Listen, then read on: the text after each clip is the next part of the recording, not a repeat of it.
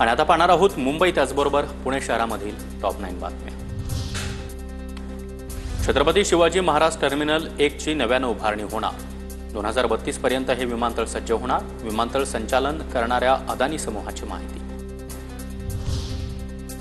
मुंबईत गणेश मूर्ती विसर्जनासाठी 250 कृत्रिम तलावांची सोय। सार्वजनिक आणि घरगुती गणेश मूर्तींचे विसर्जन करता येणार। गणेश मूर्ती विसर्जनासाठी ऑनलाईन बुकिंगची सुविधा देखील उपलब्ध। मुंबईच्या गणेश मूर्ती कार्यशाळेतून सुरतच्या सम्राटाचं आगमन झालं। गणपती बाप्पाची मूर्ती मुंबईहून सुरतकडे रवाना। तर गेल्या 10 वर्षांपासून गणेश मूर्ती मुंबईहून सुरतला जात असते। मुंबई शहर आणि उपनगरांमधील म्हाडाच्या संक्रमण शिबिरामध्ये 20,000 कुटुंबांचं वास्तव्य। अनेक ठिकाणी घुसखोरी होत असल्यानं शिबिरांच्या सुरक्षेसाठी म्हाडा सीसीटीव्ही कॅमेरे बसवणार। मुंबईमध्ये रस्त्यावरील खड्ड्यांसंदर्भात तक्रार ॲपवर महिनाभरात 3,500 तक्रारींची नोंद।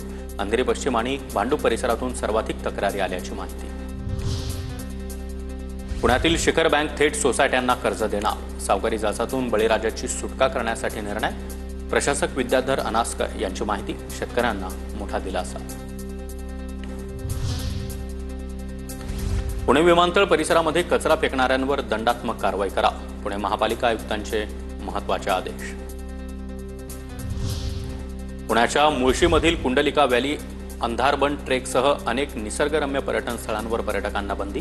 या बंदीमुळे मुळशीमधील छोटे मोठे व्यावसायिक अडचणीत पर्यटन स्थळांवरील बंदी हटवण्याची ग्रामस्थांची मागणी। शेतकऱ्यांना विदेश अभ्यास दौऱ्यासाठी अर्ज करण्याचं आवाहन। योजनेअंतर्गत युरोप, नेदरलँड, जर्मनी, स्वित्झर्लंड, फ्रान्ससह अनेक देशात अभ्यास दौऱ्यांचं आयोजन। 31 जुलैपर्यंत अर्ज करण्याची संधी।